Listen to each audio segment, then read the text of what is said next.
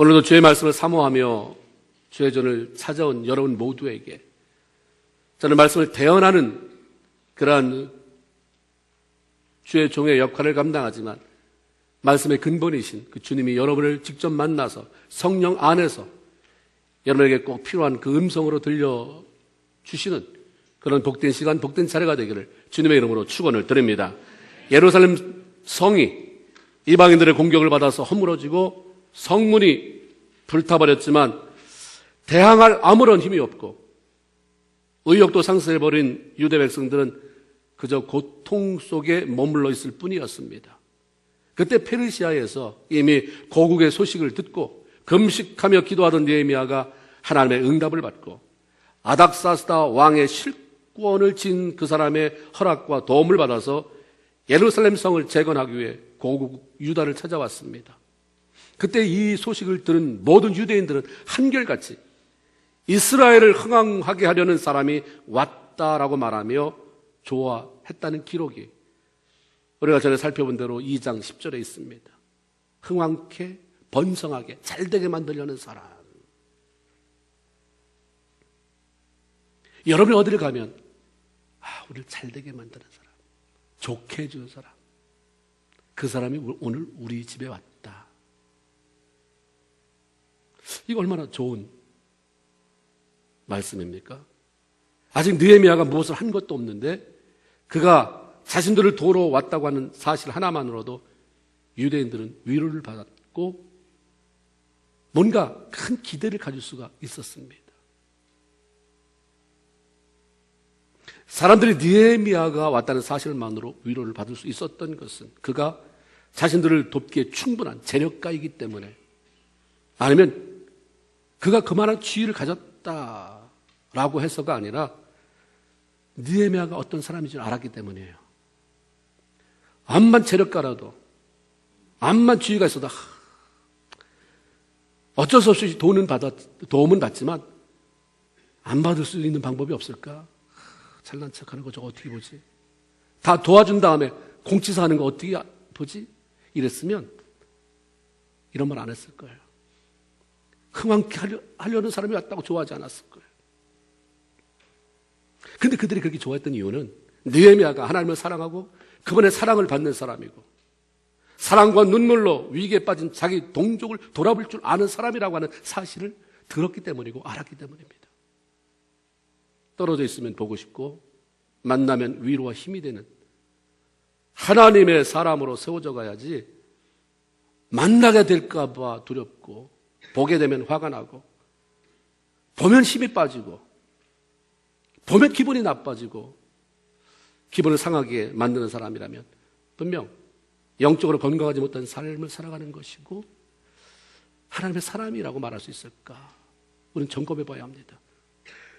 선포드리는 메시지가 그런 사람이 있겠구나가 아니라 느헤미야는 그랬던 게 아니라 나는 어떤 사람인 거예요.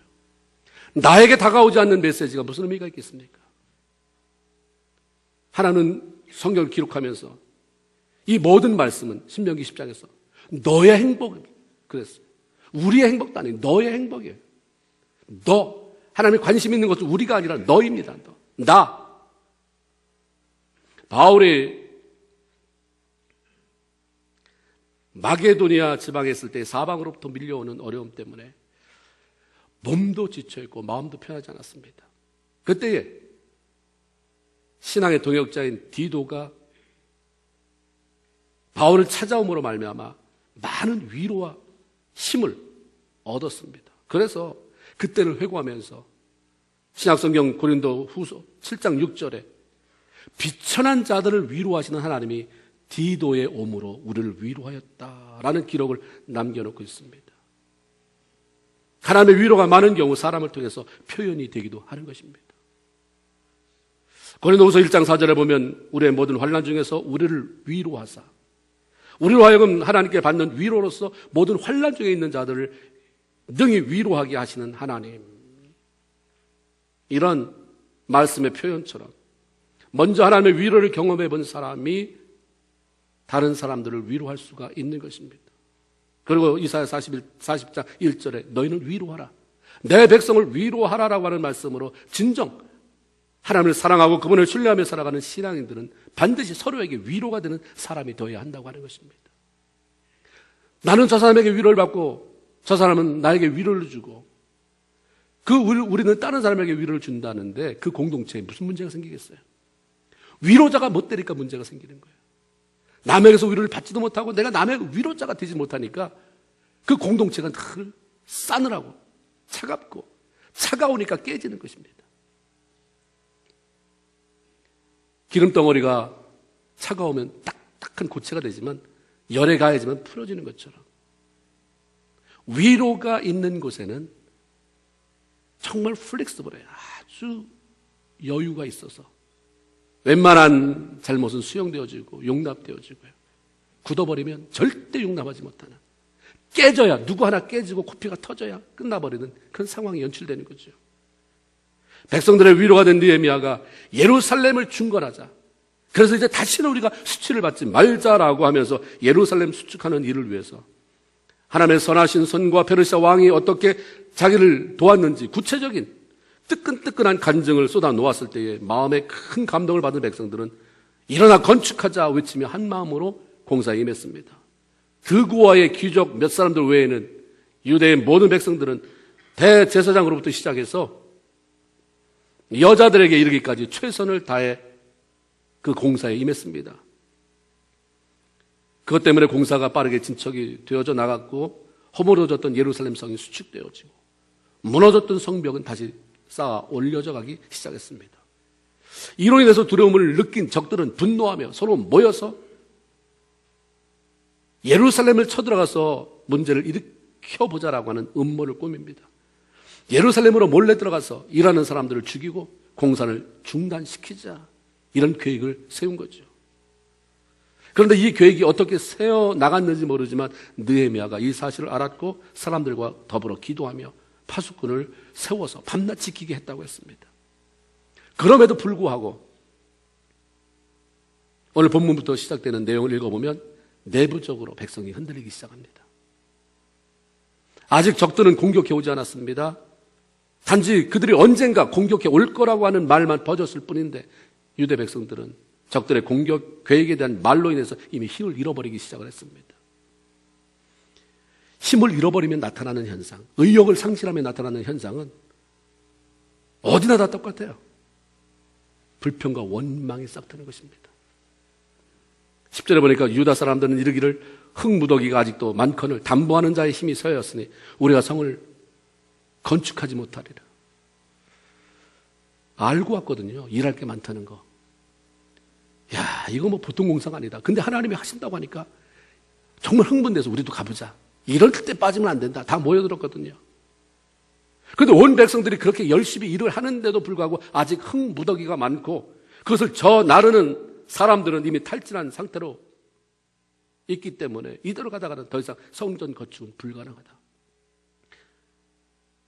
전에는 되는 쪽을 바라보고 하나님이 일하시는 쪽을 향해 고개를 돌렸는데 이제 자꾸 힘이 빠지니까 안 되는 쪽. 내 일도 아닌데 다른 사람 얘기 가지고 끄집어 와가지고 그 부정적인 얘기를 자꾸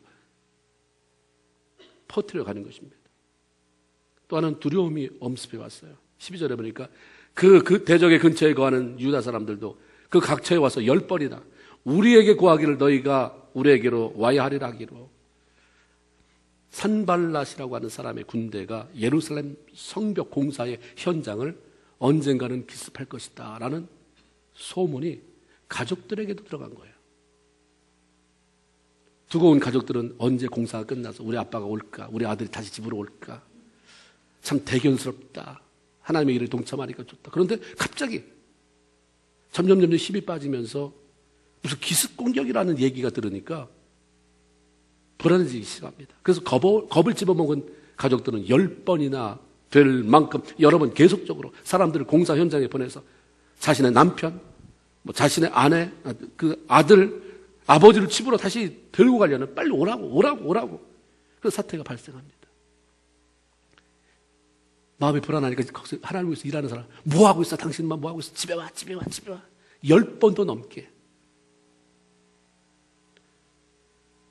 내부에 지각 변동이 일어나요. 막 흔들려요. 왜 이런 일이 발생했을까? 분명 이들은 느헤미야의 말을 듣고 큰 감동을 받아서 일어나 건축하자고 외치면서 스스로 모여든 자들이었는데,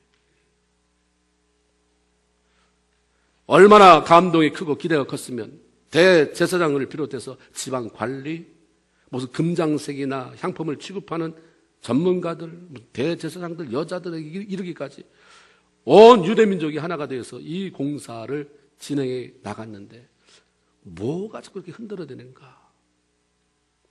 의욕을 가지고 달려들었지만 생각같지 않게 해도 줄어들지 않는 일에 힘이 많이 들다 보니까 육체적으로 피곤해지고 영적으로도 메말라서 자신들이 하는 일에 회의적이 되어 버렸던 것입니다. 그러니까 마음에 부정적인 생각과 원망이 자꾸 들어차기 시작을 합니다. 전에는 귀담아 듣지도 않던 방해꾼들의 말이 위협적으로 들려오면서 자꾸 두려워지기 시작합니다. 외부의 압력이나 방해보다 더 무서운 것은 내면의 무력감, 그 두려움에 사로잡히는 것입니다.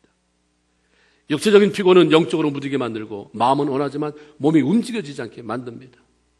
영적인 피곤은 내면을 메마르게 해서 하나님을 위해 살고 싶은 마음조차도 생기지 않게 할 뿐만 아니라 말은 그렇게 하지 못하지만 교회에 나오고 신앙생활하는 일조차도 짜증스럽게 만들어요.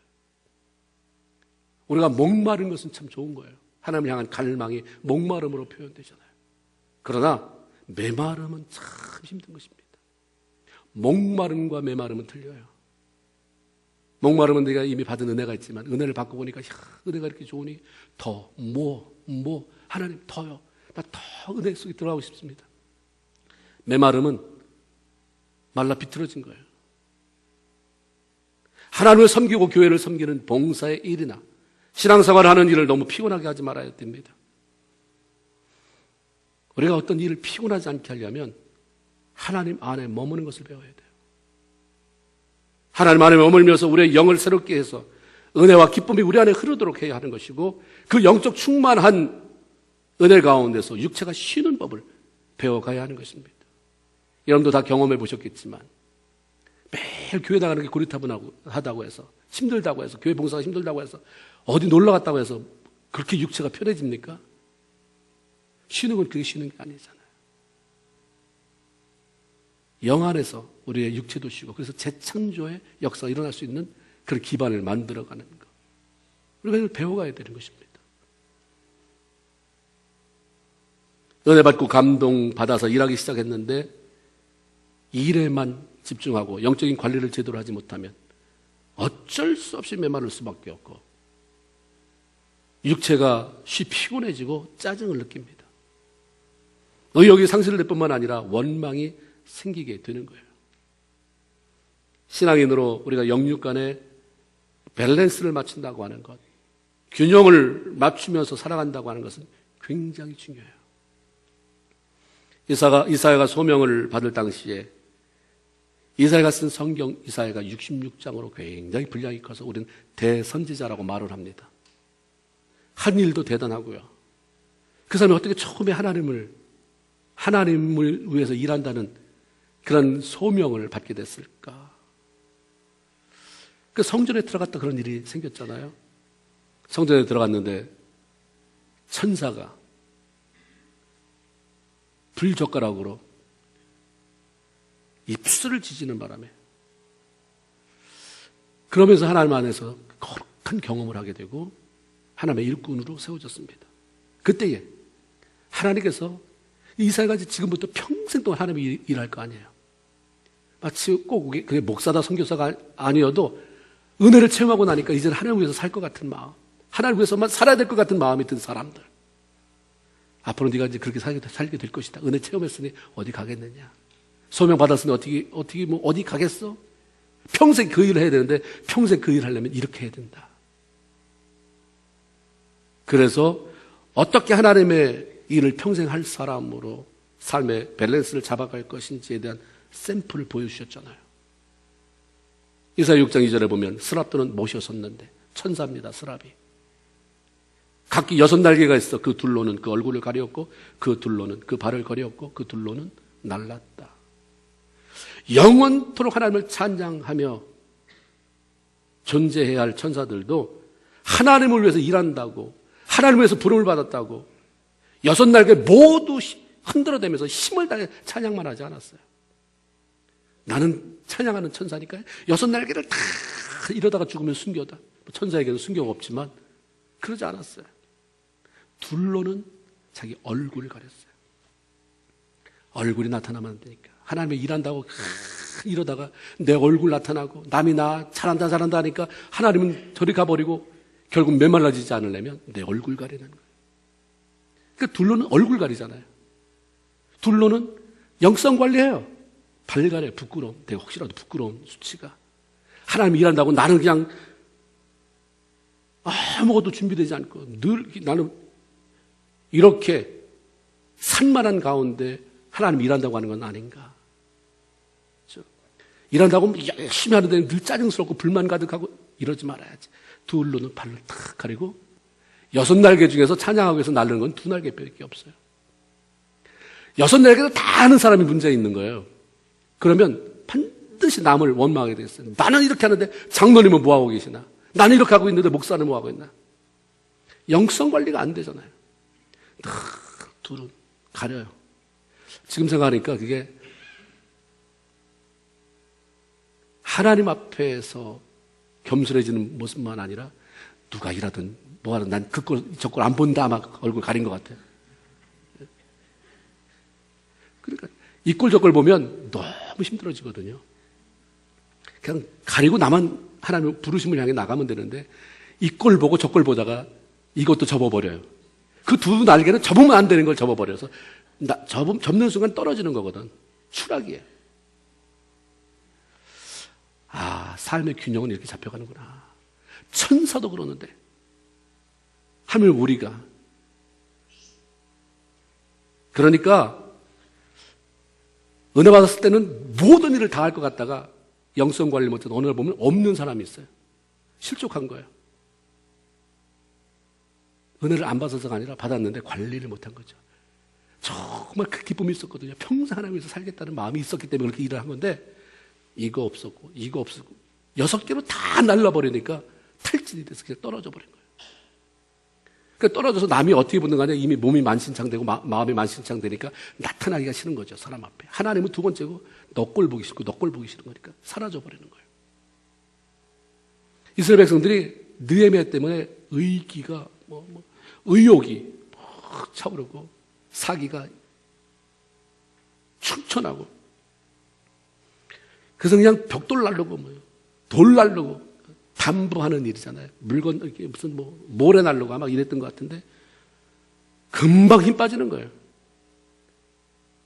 그들이 그렇게 일하고 저녁에는 모여서 함께 통성으로 기도하고 찬양하고 예배하고 이거 없었던 것 같아요. 사도 바울은 갈라디아서 6장 9절을 통해서 모든 성도들에게 이렇게 말씀합니다. 우리가 선을 행하되 선이라고 하는 것이 남한테 뭘 좋은 일 하는 게 아니라 하나님이 기뻐하는 일은 다 선한 거예요. 우리가 선을 행하되 낙심하지 말지니. 이 낙심은 영어 성경에는 give up이라고 나왔어요. 포기하지 말아라. 피곤하지만 않으면 때가 이르면 반드시 거두게 된다. 낙심하고 탈진하지 않으려면 피곤을 방지해야 돼요.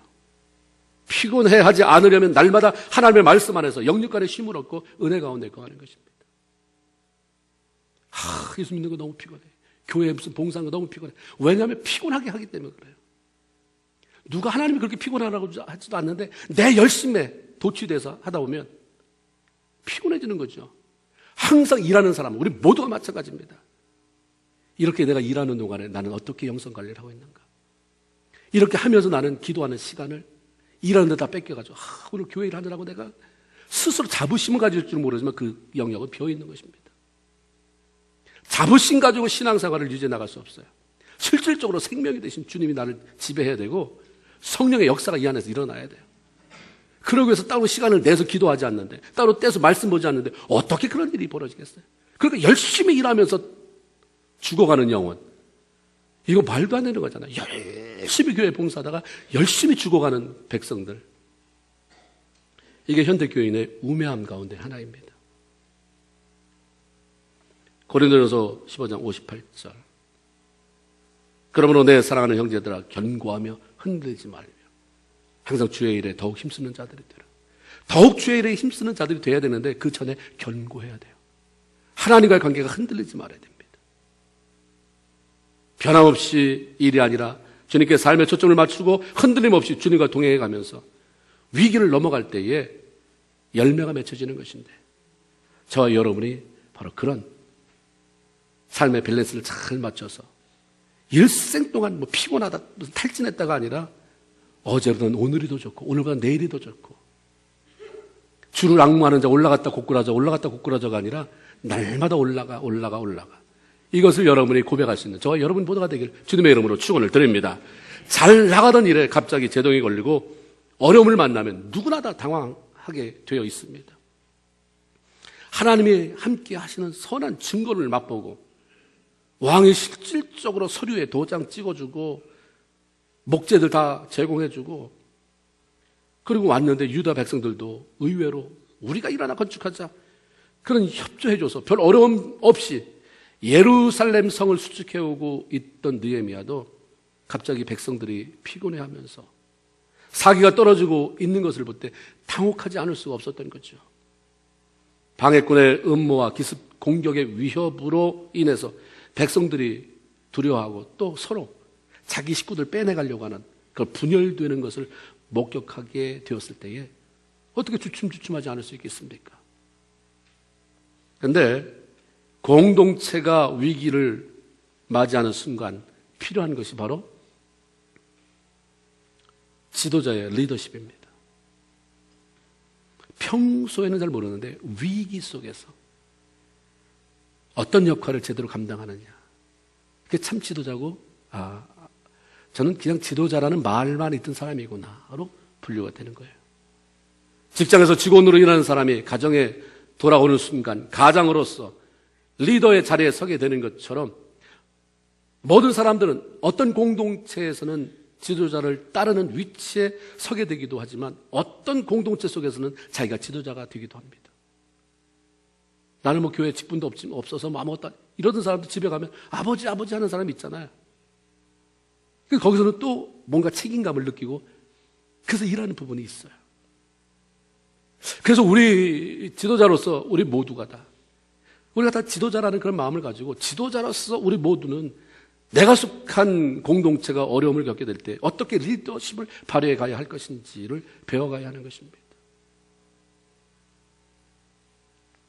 자신이 속한 공동체를 위기 속에서 일으켜 세우는 그런 지도자들에게 필요한 것은 상황을 제대로 판단하고 대처할 수 있는 지혜인 것입니다.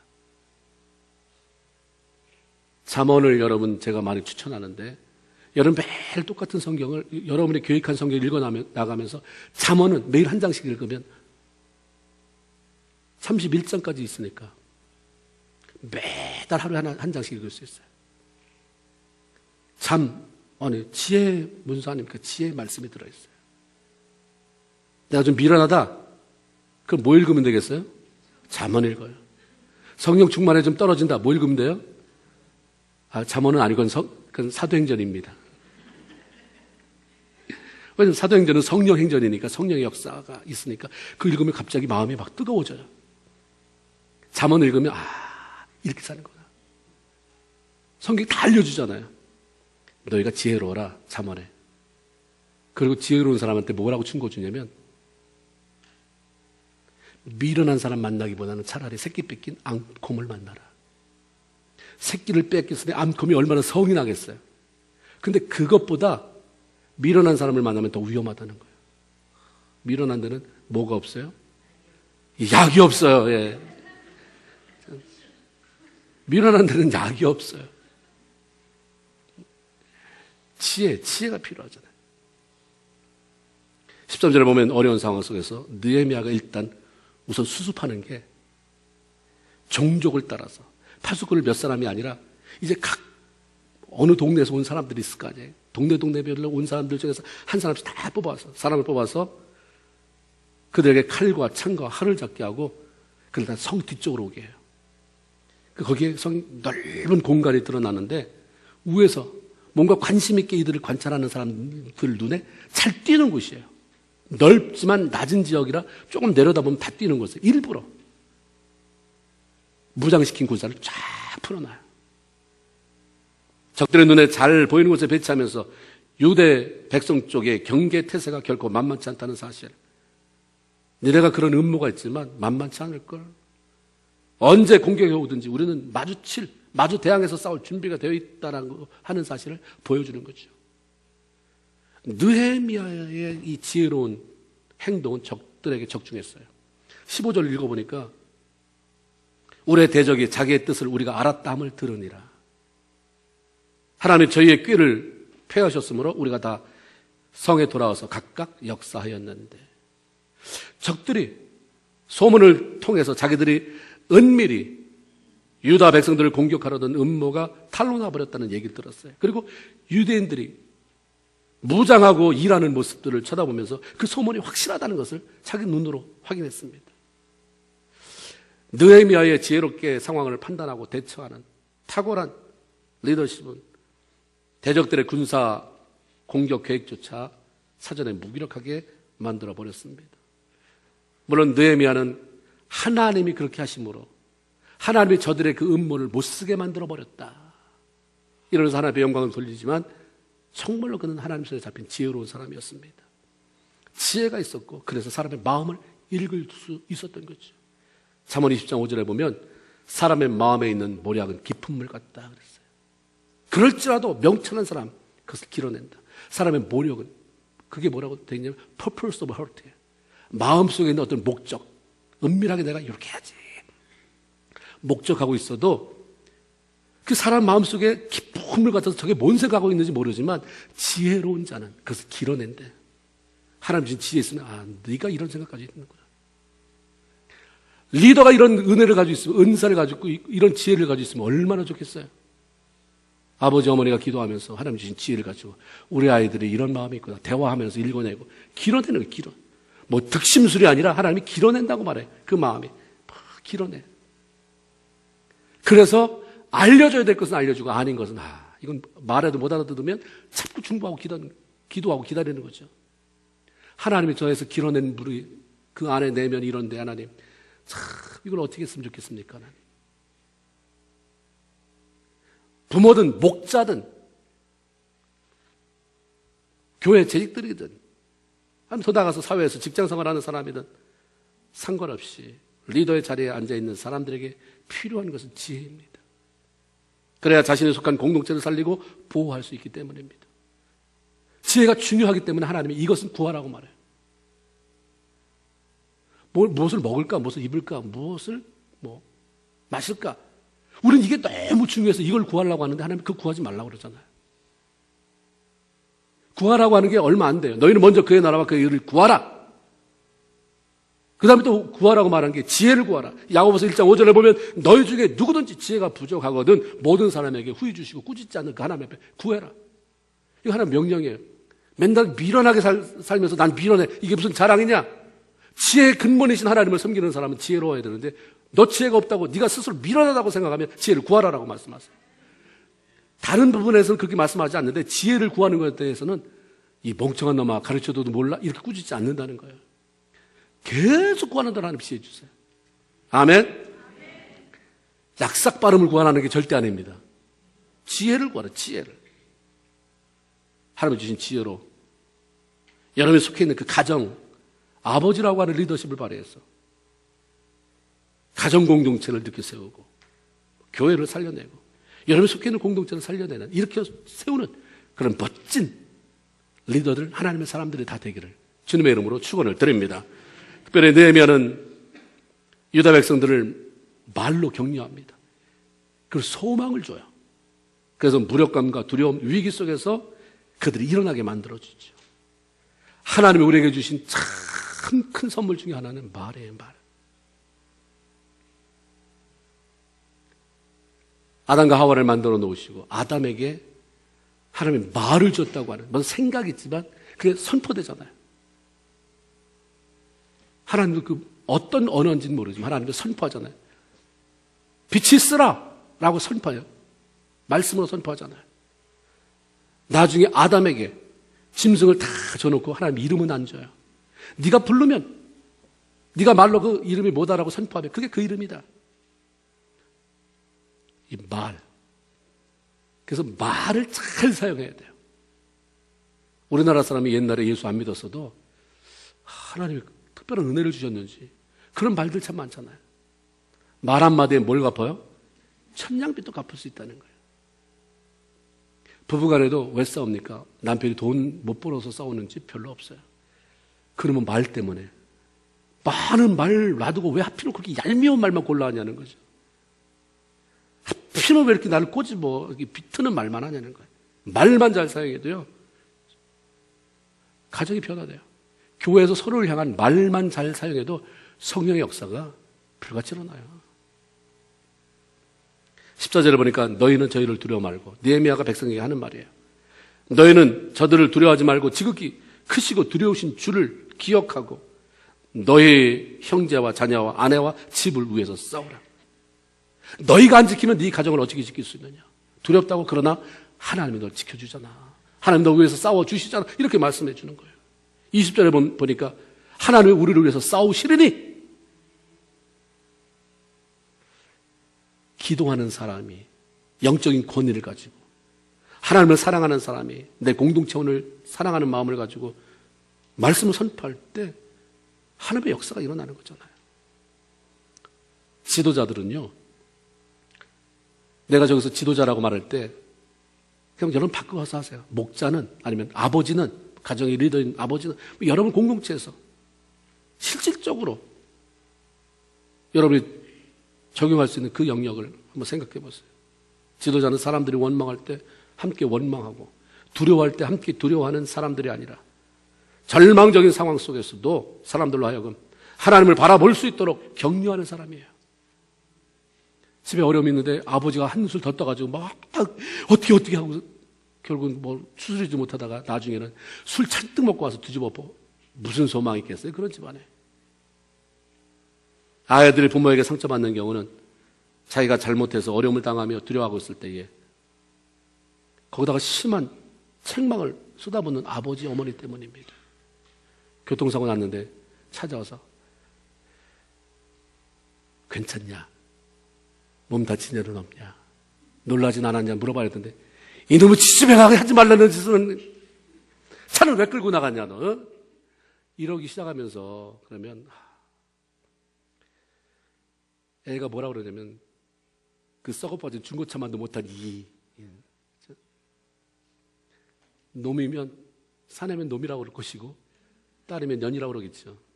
중고차 한 대 값만도 못한 이 년이 우리 집에 뭔 필요가 있어. 애들 자존감이 팍 떨어져요. 특히 미국에서 아이를 키우는 분들은요 더 조심해야 됩니다. 우리 아빠만 그렇지 미국 아빠들은, 눈에 보이는 미국 아빠들은 안 그렇거든요. I love you 쪽쪽쪽을 얼마나 잘해드는지. 그런데 우리 아빠는 그건 못할 망정 다 정말 죽을 상황이 벌어진 그 상황에서 괜찮냐라고는 물어보지 못할 망정 이게 얼마짜린데?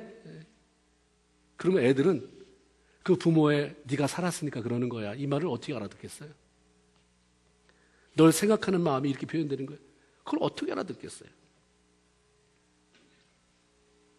말로 사람을 낙심케 하거나 사기를 저하시키지 말아야 돼요. 예수 공동체 안에 있는 사람이 서로에게 서로 말로다가 그냥 사람을 농담으로 사람을 이렇게 후려치는 사람들 있잖아요. 기분 나쁘게 만들고 쫙 떨어뜨리고 뭐라 그러면 아니야 농담이야. 그건 농담이 아닌 거예요. 그건 진담에 배어 나오는 것입니다. 농담이라고 그냥 급포장을 할 뿐이지 그건 진담인 것입니다. 우리가 평소에 훈련이 돼야 돼요. 한 가정의 위기가 찾아올 때 가장에게 대단한 기대를 걸지 않는다고 해도 그 가장이 두려워하고 원망하고 가족을 비난하는 말을 쏟아부을 때에 그 가정이라고 하는 공동체는 반드시 위기를 맞게 됩니다. 어떻게 해서 그 위기, 어려움, 당장 당했던 어려움은 넘어간다고 해도 가족들 마음에 아버지라고 하는 권위, 어머니라고 하는 권위, 부모에 대한 권위, 그 권위에 대한 불신이 생기게 되고 커다란 상처가 남게 되는 것입니다. 어느 공동체건 남과 너무 잘 싸우는 사람, 원망과 불평을 잘하는 부정적인 사람을 지도자로 세워놓으면, 그런 사람이 아버지가 되면 애들이 참 힘들잖아요. 그 공동체에 속한 사람들은 성장하기 계십니다. 절대로 성장 못해요. 고통을 면할 수가 없어요. 저 아버지를 바꿀 수도 없고, 하필이면 하나님, 수많은 가정인데 왜 이 가정에 내가 태어나겠습니까? 그러다가 자기가 가정을 갖더라도 또 그런 아픔이 그대로 발산이 될 수밖에 없는 것입니다. 자꾸 고쳐나가야 돼요. 우리 예수 믿는 사람은 자꾸 힘들어도 자꾸 내가 너무 우리 집에서 편하다고 너무 쉽게 원망 잘하는구나, 너무 불평 잘하는구나, 너무 내가 남을 내려누르는구나. 칭찬 못하면 원망도 하지 마세요. 칭찬할 수 없으면 비난도 하지 말아야 되는데, 칭찬은 못하는데 비난을 그렇게 잘해. 네가 뭘 잘났다고, 니까짓 게.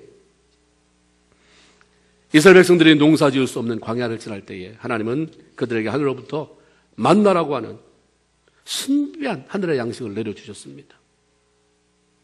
그러나 만나로 만족하지 못한 이스라엘 백성들이 민수기 11장 4절에 보면 울며 가로되, 아니 농사 지을 수 없어서 만나 줬으면 그 감지덕지지, 울어요. 울면서 하나님 앞에 막 모세한테 투정을 하는데, 뭐냐면 누가 우리에게 고기를 주어 먹게 할꼬. 이게 우리의 모습이에요. 내가 제대로 훈련되지 못하면 팔로워, 따라가는 사람일 때도 그렇지만 리더로서도 똑같은 그런 부정적인 말, 남 힘 빼는 말 하게 되죠. 계속해서 그런 얘기합니다. 하나님 만나 주셔서 감사해요. 이것도 어딥니까? 하나님이 굶기게 하시면 여기서 우리가 무슨 수가 있어서 살아나겠습니까?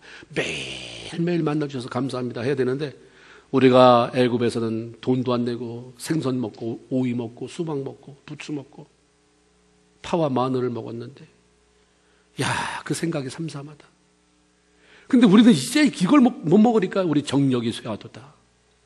만나 외에는 먹는 게 아무것도 안 보이니 우리가 참 소망이 없도다. 하나님을 따라 나온 사람이 하나님을 소망해야 되는데, 뭐가 소망이냐면 파가 소망이에요, 마늘이 소망이에요, 부추가 소망입니다, 수박이 소망입니다. 굉장히 웃기잖아요.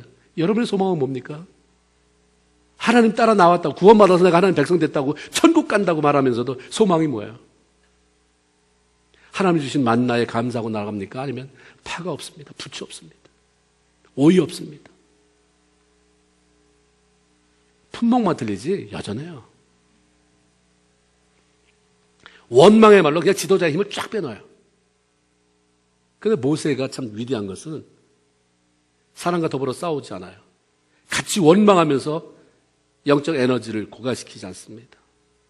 그 문제를 가지고 하나님 앞에 나가요. 지도자는 바로 이런 모습이 있어야 되잖아요. 어려움이 있다고 해서, 아버지가 어려움이 있다고 해서 맨날 큰 소리 치고 그냥 거기서 얼굴을 울그락불그락 하고 사람 다 죽여놓지 말고 나와야 돼요. 혼자 교회 와서 새벽 제단을 쌓든지 철야 기도를 하든지 나올 줄을 몰라요. 그 자리에서 나가서는 꼼짝도 못하면, 나와서 하나님 앞에 엎드리지는 못하는 사람이 집에서는 말로 다 죽여놔요. 모세 나오잖아요. 하나님 앞으로 가요. 그래서 원초적인 얘기를 해요.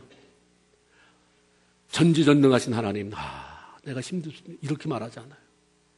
하나님, 어째서 하나님이 나를 괴롭게 하십니까?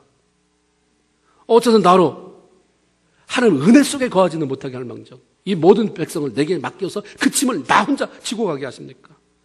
내가 얘네들을 잉태했습니까? 내가 그들을 낳기를 했습니까? 그런데 왜 하나님 하필이면 이런 것들을 줘도 원망하고 감사하지 못하는 것들을, 양육하는 아비가 젖먹이는 아이를 품듯 왜 그들 자꾸 품고 가라고 하십니까? 왜 그들을 품고 하나님 그 약속의 땅, 적각꿀이 흐르는 곳으로 가라고 하십니까? 하나님 앞에는 그냥 다 얘기를 하는 거예요. 가정들하고, 남편이 아내하고 안 싸워요. 남편이 자식들하고 안 싸워. 모세가 그 많은 백성, 그건 자식도 아니거든요, 사실은. 자기 대표격을 띈 사람이고 다 자기네 가정들이 있는데 다 끌어안고 하나님 앞에 나오잖아요. 그러니까 하나님이 모세는 이 땅에서 온유가 가장 승하다, 가장 온유한 사람이다라고 인정해 주는 거예요. 하나님은 모세에게 그래? 그럼 고기 주지. 사람들이 코에서 단내가 날 때까지, 고기 냄새로 질릴 때까지 한 달간 내가 고기 주겠다라고 말씀하세요. 모세가 에? 아마 오늘날로 말하면 헐 그랬을 거예요. 하나님 60만이에요. 60만. 그것도 보행자가 군대에 나가서 싸울 수 있는 장정만 60만이면 하나님 거기다가 그 집 어머니의 뭐 부인 애들 합하면 보통 4배 안 되니까 4, 6, 24, 240만인데 240만 명을 어떻게 매일매일 한 달 동안 고기를 먹일 수 있겠습니까? 하나님이 같지 않은 질문에는 대답 안 하세요. 대답이 뭐였습니까? 딱 한마디. 내 손이 짧아졌느냐? 정말 명언하세요. 명언만 하세요. 따라합시다. 내 손이 짧아졌느냐? 제가 가르쳐드렸으니까 이게 성경에 있는 말씀이거든요. 그러니까 여러분이 어려움 놓고 막 기도하다가 스스로 대답 내리세요. 내 손이 짧아졌느냐? 그걸 툭툭 털고 일어나시면 응답 올 줄로 믿습니다. 고민하고 일어나지 마세요. 그냥 내 손이 짧아졌느냐? 아, 하나님 말씀.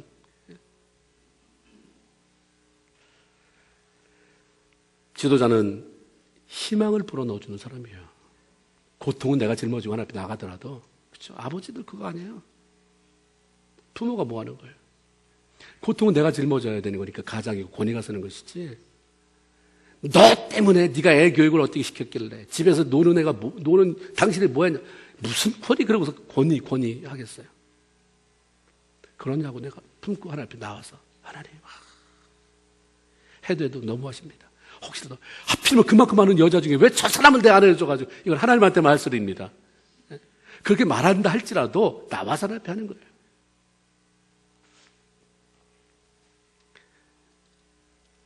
함께 두려면 낙심하고 절망하고 원망하는 사람은 지도자감이 아니에요. 아버지의 자리에 있어도 그냥 아버지라고 불러주는 거지 권위는 없습니다. 느헤미야가 유다 백성들에게 너희는 저희를 두려워 말고 지극히 크시고 두려우신 주를 기억하라고 하는 것은 그렇게만 말해도 백성들이 뭔 의미인지를 알아들을 수 있었기 때문이에요. 그들의 역사를 통해 보면 하나님이 어떤 분인지 잘 알거든요. 창세기, 출애굽기, 레위기, 민수기, 신명기, 모세, 오경, 얼마나 소중히 여기는 것입니까? 다 아는 내용이에요. 자기 백성을 위해 싸우신 하나님을 기억하고 담대함과 용기를 가지고 싸우라는 말입니다. 영적 지도자의 역할을 하는 부모나 공동체의 지도자들이 자신의 지식이나 생각이 아닌 하나님의 말씀, 그분에 대한 확신을 가지고 격려할 때에 사람들의 마음에 위로가 되고 소망이 생겨나게 되는 것입니다. 아수르 군사가 쳐들어와서 백성들이 두려움과 절망 가운데 있었을 때에 히스기야가 기도하잖아요. 그리고 하나님 앞에 힘을 얻어요. 그 리더가 하나님 앞에 나가서 기도하고 힘을 얻고 돌아서서 백성들 앞에 이렇게 격려합니다. 역대하 32장 7절 8절 너희는 마음을 강하게 하여 담대히 하고 아수르 왕과 그 쫓는 온 무리로 인하여 두려워하며 놀라지 말아라. 우리와 함께하는 자가 저와 함께하는 자보다 크시니 저와 함께하는 자는 육신의 팔이요 우리와 함께하는 자는 우리의 여호와 하나님이시다. 반드시 우리를 도우시고 우리를 대신하여 싸우시리라. 아멘. 그 다음에 백성들의 반응도 적어놨어요. 참 하나님이 친절하세요. 이렇게 말하며 유다 백성들이 왕 히스기야의 말로 안심하니라. 아버지가 어려움이 있을 때 내가 기도할게. 그래서 나가서 기도하는 그것 때문에 아내나 자녀들이, 가족들이 안심하더라. 이게 되어야 되는 거예요. 하나님의 말씀, 지도자가 품고 선포하는 하나님의 말씀은 이렇게 위대합니다. 하나님이 주신 권위이기 때문에 여러분이 아버지가 그렇게 선포하세요. 어머니들이 그렇게 선포하세요. 하나님 말씀을 가지고 선포할 때 하나님이 도우실 것이다. 내 앞길을 끌어가실 것이다. 그대로 되는 역사가 있을 줄로 믿습니다. 하나님의 말씀으로 위로하니 백성이 마음의 평안함을 가질 수 있었고 위기의 순간에 다시 일어날 수 있었습니다. 느헤미야가 지도자로 유다 백성들을 이렇게 세울 수 있었던 또 다른 한 가지 더 말씀드리면 뒤에서 조종하는 사람이 아니라 앞서 행동하는 사람이었기 때문입니다. 뒤에서 조정하지 마세요. 리모컨 컨트롤 해가지고 막 사람 조정하려고 하지 말고 애들 컨트롤하지 말라고 마세요. 그냥 앞장서서 그렇게 살아갈 때 다 보죠. 전 지도자답다. 우리 아버지가 우리를 위해서 희생하는구나. 앞장서기 위해서 필요한 것이 자기 희생입니다. 자기는 조금도 희생하지 않고 지도자의 자리에만 서 있으려고 할 때에 외면당하고 미움받아요. 그런 리더는 반드시 미움받아요. 자기는 희생하지 않으려고 하는 목자, 아버지, 무슨 어느 공동체의 리더 다 욕먹죠. 미움받죠. 태국 방콕에서 조금 떨어진 산속에 박쥐동굴이 있대요. 저는 글로 읽은 거예요. 근데 박쥐가 뭐 날짐승이기도 하고 길짐승이기도 하고 그렇죠? 근데 어떤 조류학자가 연구를 했어요. 저녁이 되면 수십만 마리의 박쥐들이 떼를 지어 동굴을 나온대요. 동굴에 박쥐가 많이 사는데 번식력이 강하니까 무지무지 많은데 이제 밤이 되면 나온대요.